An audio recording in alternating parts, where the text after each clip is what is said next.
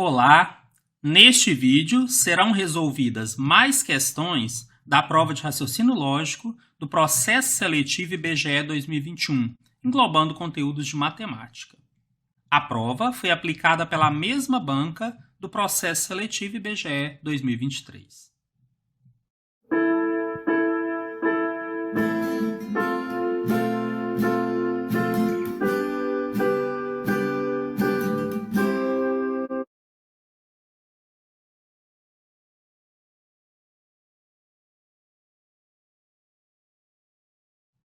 Quero começar destacando que vocês também encontrarão na descrição do vídeo o link para que possam resolver essas questões em um formulário interativo, com uma nota ao final, assim também como sugestão de estudos. Essa é uma grande novidade aqui no canal. Também encontrarão link para as questões em formato PDF. Serão resolvidas as questões de 21 a 25. No canal, vocês encontram um vídeo com a resolução das questões de 16 a 20. Um agente censitário visitou 25% dos locais necessários para completar sua atribuição.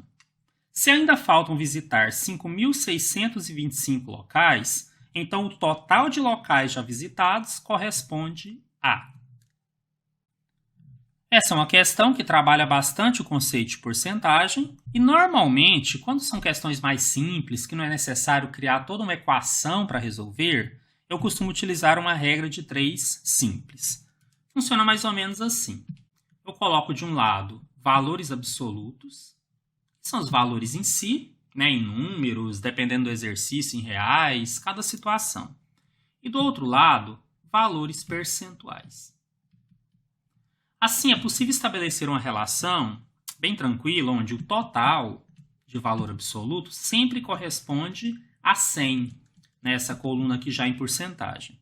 E que uma certa parcela desse valor corresponde a uma certa porcentagem em cima dessa referência. Por que é interessante usar essa regra de 3? Porque você consegue resolver aqui praticamente 3 situações. Quando você conhece a parcela e a porcentagem, você coloca o x aqui no total e calcula seu valor. Quando você conhece o total e a parcela, você coloca o x aqui na porcentagem e também encontra seu valor. E, finalmente, se você conhece o total e a porcentagem, coloca o x aqui na parcela e também pode encontrar seu valor. Nesse último caso, se você tem o total e a porcentagem, tem um método um pouco mais direto, praticamente é uma multiplicação para encontrar a parcela, mas na dúvida também daria para fazer pela regra de 3. Então, esse exercício aqui eu vou resolver dessa forma. Bom, quando ele fala que já visitou 25% dos locais, eu posso trabalhar a questão de quantos faltam, quantos por cento faltam. Então, é uma coisa fácil de entender que o total sempre é 100%. Então, quando ele fala que visitou 25%, o que falta é exatamente 100% menos 25%, que dá 75%. Por que eu fiz isso? Porque eu sei quantos locais falta visitar. E agora eu sei qual a porcentagem desses locais. Então, se eu conheço a porcentagem e conheço a parcela, eu descubro o total. E aí vocês vão ver que depois que eu tenho o total, facilmente eu vou chegar aqui na resposta do exercício. Seguindo a lógica aqui dessa regra de 3 que eu montei, então eu vou ter agora valores absolutos e valores percentuais já dentro do contexto que eu não sei o total. Então, ele é meu x, mas ele sempre vai corresponder a 100%. Sei que em valor absoluto, e o exercício já me forneceu isso, falta visitar 5.625 e acabei de calcular que isso corresponde a 75%. Então, como vocês veem, a regra de 3 simples, diretamente proporcional, posso resolver multiplicando o cruzado. Então, vou ter que 75 vezes x é igual a 5.625 vezes 100. Posso passar esse 75 aqui dividindo e fazer aqui esse cálculo. O resultado disso daqui vai dar 7.500. 7.500 locais é o total. Bom, por que eu falei que depois que eu fizesse isso ficaria fácil? Porque ele quer saber qual o total já visitado. Se ao todo nós tínhamos 7.500 e subtraindo disso aqueles que já foram visitados, 5.625, eu terei exatamente quantos já foram. E 7.500 menos 5.625 dá 1.875. Essa resposta vocês vão encontrar o gabarito que é na letra B. Dos R$ 8.500 reservados para o pagamento de diárias aos agentes censitários, 30% de 40% são referentes ao pagamento do almoço. Nessas circunstâncias, o valor não gasto com almoço é igual a... Para resolver essa questão, bastaria entender o que é a porcentagem sobre um valor. Então, quando ele fala que 30% de 40% do valor total é referente ao almoço e diz que esse valor total é 8.500, basicamente ele consegue, a partir dessa relação, dizer quanto foi gasto com almoço. Não será a resposta, né? Você deve ter lido com atenção, ele quer saber o valor não gasto. Mas sabendo o valor gasto, fica fácil. Então, quando eu falo saber a porcentagem sobre um valor, o que significa inicialmente dizer 40% de 8.500? 40% é 40 por 100. E porcentagem sobre um valor é, na verdade, a porcentagem vezes esse valor. Então, eu poderia dizer que 40% de 8.500 é 40 sobre 100 vezes 8.500.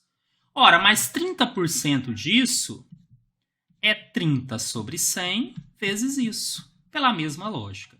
Então, é possível, de uma maneira bem direta, chegar na resposta. Eu vou até aqui sugerir, já que a gente não usa calculadora em concursos, a sair cortando zeros. Então, eu posso cortar aqui 2 zeros, com esses dois de baixo, do 30 e do 40, e posso cortar os 2 zeros do 8.500 com esses 2 zeros do 100. Então, eu simplifico bastante, porque meu cálculo passa a ser 3 vezes 4 vezes 85. Dessa não dá para fugir, a gente calcula, e quando a gente fizer 3 vezes 4 vezes 85, vai chegar ao valor de 1.020. Na verdade, R$ 1.020.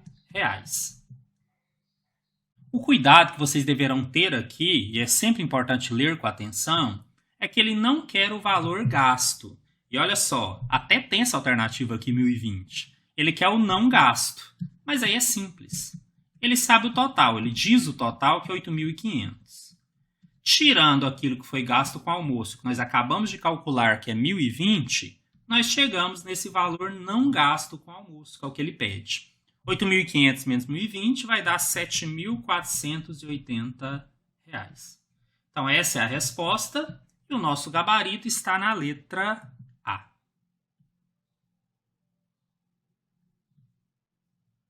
Ao realizar o censo numa região, o agente verificou que percorreu em um dia a distância de 4,8 quilômetros e no dia seguinte percorreu 1,2 quilômetros a menos que o dia anterior. Nessas condições, a soma entre as distâncias percorridas nesses 2 dias por esse agente foi D. Minha sugestão é primeiro calcular a distância total percorrida em quilômetros, que é a unidade em que foram fornecidas essas informações, e depois será necessário fazer transformação de unidades. Eu vou relembrar aqui com vocês como isso é feito. Então, quando ele fala no primeiro dia, ou em um dia, ele percorreu 4,8 quilômetros, posso escrever assim. No dia seguinte, ou seja, no segundo dia, ele percorreu 1,2 a menos. Então, 4,8 menos 1,2. Só para relembrar, eu sei que vocês já sabem, mas quando você vai subtrair números decimais, sempre tenha o cuidado de deixar a vírgula embaixo de vírgula. E aí faz a subtração normal, mantendo a vírgula, inclusive, no mesmo local. Então, aqui nós temos 8 menos 2, que dá 6, e 4 menos 1, que dá 3. Então, chegamos aqui que no segundo dia foram 3,6 quilômetros. Bom, o valor total, a distância total percorrida, é a soma dos 2 dias. Então, agora eu vou somar 4,8 mais 3,6. Mesma lógica, vírgula embaixo de vírgula. Vocês façam aí, o resultado vai dar 8,4 quilômetros. Bom, estaria muito simples se nós tivéssemos aqui essa alternativa, mas as alternativas estão em outras unidades. Então, vou aproveitar aqui esse exercício para relembrar com vocês como transformar unidades de comprimento. Em primeiro lugar, é importante que a gente saiba a ordem, a sequência dessas unidades. Então, vou sugerir aqui um mnemônico, que eu peguei inclusive do canal Micamática, que é mais ou menos assim. Ele fala que karaokê, 6 horas da manhã, dói, cabeça e mente. Como assim? O que isso significa? Que nós vamos pegar as iniciais. Então, eu vou pegar o K, o H, o DA, o M, o D minúsculo aqui, o C e o M. Como são unidades de comprimento e a base é o metro, eu vou acrescentar um Mzinho em todos eles, exceto aqui no do meio, que já é metro. Então, eu vou colocar um M aqui no K, no H, no DA, no D, no C e no M. E pronto, nós temos a sequência da transformação. Quilômetro, hectômetro, decâmetro, metro, decímetro, centímetro e milímetro. Então, caso queira utilizar, o mnemônico faz com que você decore essa sequência de uma maneira simples. Você só decora a frase. Outra coisa interessante é que ele não serve só para unidades de comprimento. Se eu tivesse com unidades de massa, eu faria a mesma coisa, mas ao invés de completar com M, eu colocaria um G. Quilograma, hectograma, e no lugar do M aqui eu colocaria grama. Então é bem interessante, tá? Fica aí a sugestão para facilitar. Aqui, as pessoas aprendem de forma diferente. A forma que eu utilizo é transformar isso aqui como se fosse uma tabela. Então, eu vou separar aqui cada parte. E aí, a partir daquele valor que eu tenho, eu consigo transformar para qualquer outro. Vou mostrar aqui na sequência como isso é feito. Primeiro, eu vou encaixar. Eu quero transformar 8,4 quilômetros. Esse último algarismo antes da vírgula é o que fica na unidade correspondente. Então, 8, tem que ficar no quilômetro. Consequentemente, na próxima casa, eu coloco 4. A partir daqui, só de andar com a vírgula ou acrescentar zeros, eu já transformo as unidades bem diretamente. Por exemplo, esse 8,4 quilômetros, se eu tirar a vírgula e trouxer para cá, que vira 84, a última casa está no hectômetro, então vira 84 hectômetros. Poderia ser a resposta, mas não temos essa alternativa.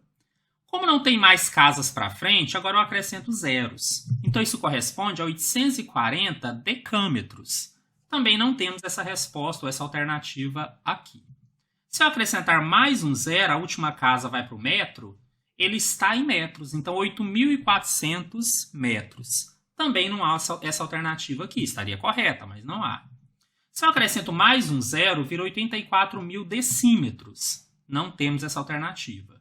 Se eu acrescentar mais um zero, vira 840.000 centímetros. Essa nós temos. Está aqui na letra E. É o gabarito da questão. E só para complementar, se eu acrescentasse mais um zero, eu teria 8.400.000 milímetros. Também estaria correto, mas claro, não temos essa alternativa aqui. Então, o gabarito está realmente na letra E. Vou deixar na descrição do vídeo o link onde você tem uma aula completa sobre essa questão de transformação de unidades, caso ainda tenha alguma dúvida. Para realizar as visitas necessárias sobre sua responsabilidade, um recenseador riscou no mapa um quadrado, de modo que representasse a área da região a ser trabalhada por ele. Se a medida do lado desse quadrado é 6 centímetros, então a medida da área desse quadrado em metros quadrados é igual a... Vamos começar calculando a área da região trabalhada. Então ele diz que é um quadrado. Vou tentar desenhar aqui mais ou menos um quadrado para vocês.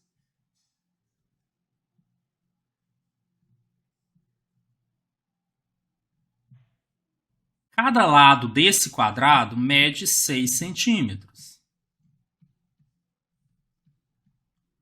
E a área de um quadrado seria um lado ao quadrado. Ou seja, nesse caso, 6 ao quadrado, que é 6 vezes 6, que dá 36. Mas cuidado aqui com a unidade, é o grande ponto, talvez, dessa questão. Como está tudo em centímetros, ao calcular essa área da maneira que eu fiz, eu vou ter um resultado em centímetros quadrados. Até aí tudo bem. Só que o exercício pede o resultado em metros quadrados. Teremos que fazer uma transformação. Aqui na descrição do vídeo eu vou deixar um link para que vocês possam acessar, caso queiram, uma explicação mais detalhada, como decorar a sequência aqui das unidades, mas eu vou relembrar aqui o necessário para essa questão. Existe um mnemônico, existem vários, mas o que eu utilizo, do canal Micamática, que é karaokê, 6 horas da manhã, dói cabeça e mente. Então a gente decora a frase e tem as iniciais. Como aqui nós estamos falando de medida diária, que vem da medida de comprimento, então nós acrescentamos um mzinho, porque a referência seria basicamente o metro quadrado. Ficaria assim: quilômetro, hectômetro, decâmetro, metro, decímetro, centímetro e milímetro. Só que estamos falando de unidades de área, então isso tudo é ao quadrado. Quilômetros quadrados, hectômetros quadrados, decâmetros quadrados, metros quadrados, decímetros quadrados, centímetros quadrados e milímetros quadrados. Uma das formas de fazer a transformação, que é a que eu gosto, a que eu utilizo, é fazer isso aqui em forma de uma tabelinha. Mais ou menos assim. A gente separa cada casa, né, de cada unidade, mas com um detalhe. Como é ao quadrado, cada casa dessa é subdividida também em duas. Assim. Claro que essa divisão principal, ela é importante, eu gosto até de destacar, ela faz toda a diferença na hora da transformação, como vocês vão ver aqui a seguir. Então, o que significa dizer que a área é 36 centímetros quadrados? A última casa antes da vírgula, e nesse caso, por ser número inteiro, essa última casa é o último algarismo, tem que estar exatamente na casa final daquela unidade. Então, esse 6 tem que estar na última casa dos centímetros quadrados. Aqui. Exatamente aqui. Na última casa do centímetro quadrado. E o resto a gente vai completando. Antes dele ter um 3, eu ponho na casa anterior. Bom, é interessante, porque esse é um método que funciona. Eu quero passar para metros quadrados. O que eu tenho que fazer? Garantir que no metro quadrado seja o último algarismo antes da vírgula. Então, eu coloco uma vírgula aqui na última casa antes do metro quadrado. E acrescento zeros a partir daí. Um zero aqui, um zero e um zero. Gente, isso aqui já é o valor em metros quadrados. Porque agora a vírgula está na última casa do metro quadrado. 0,0036 metros quadrados. O exercício pedia exatamente isso e nós já temos então o gabarito. Esse gabarito está na letra D. Num posto de coleta, um agente censitário verificou que haviam chegado 12 notebooks idênticos e estavam todos fora da embalagem e empilhados numa única pilha. Se cada notebook tem espessura de 5 centímetros, comprimento de 24 centímetros e largura de 18 centímetros, então o volume total dessa pilha é, em decímetros cúbicos, igual a. Vamos nos preocupar primeiro em calcular esse volume dessa pilha de notebooks. Depois, se necessário, a gente faz alguma transformação de unidade, já que ele quer a resposta em decímetros cúbicos.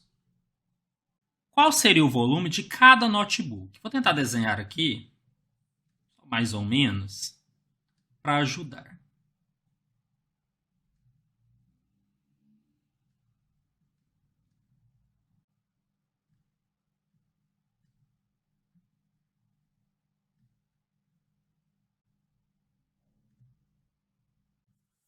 O exercício fala que a espessura dele é 5 centímetros.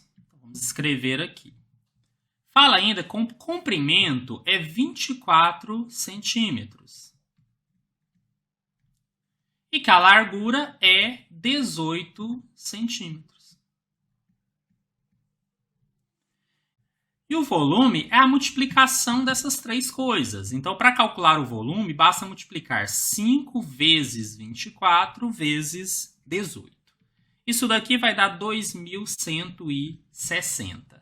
Mas o grande ponto aqui é ter cuidado com a unidade. Como estão todos em centímetros, nós temos um resultado em centímetros cúbicos.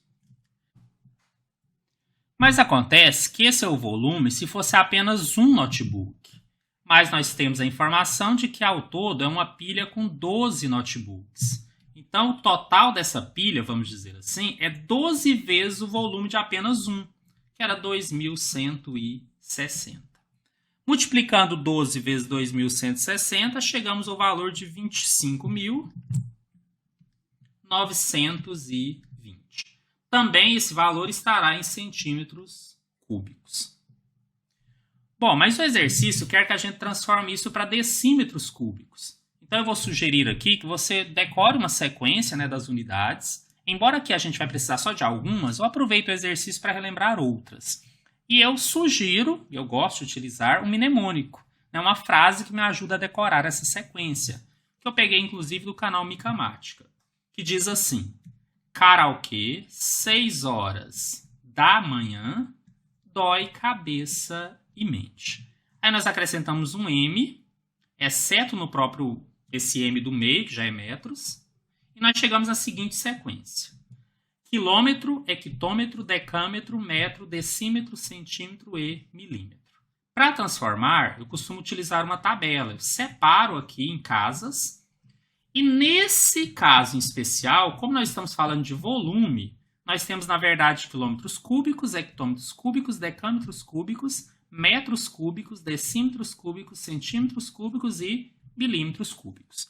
Vou deixar aqui na descrição do vídeo link para vídeo que explica isso bem tranquilamente, tá? Com mais calma. Mas ainda assim eu estou explicando o que é necessário para resolver essa questão.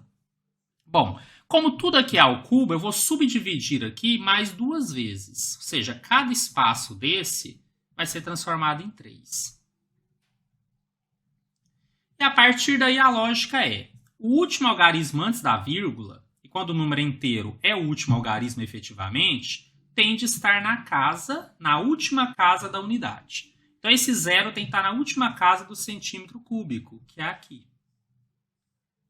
A partir daí eu vou completando com os demais. Antes dele eu tenho um 2, um 9, o 5 e o 2. Então eu leio isso daqui como 25.920 centímetros cúbicos, exatamente o valor que nós calculamos. Mas o que o exercício quer é que a gente transforme em decímetros cúbicos. Então a maneira que eu tenho de fazer isso, é bem tranquila, é colocar uma vírgula na última casa do decímetro cúbico, que é exatamente essa daqui, onde está o 5. Então ao colocar uma vírgula aqui, automaticamente eu transformei esse número em 25.920 decímetros cúbicos, unidade pedida. E também aqui nós já temos o gabarito da questão, que está na letra C. Em decímetros cúbicos, o volume total da pilha é 25,92. Chegamos ao final de mais um vídeo, né? Espero ter ajudado vocês aí nos estudos. São questões que exigem de vocês conhecimento em alguns tópicos. Todos eles estão com link aqui na descrição do vídeo, vocês podem se aprofundar caso queiram. Teremos outros vídeos para ajudá-los ainda mais na preparação para o processo seletivo. Um grande abraço.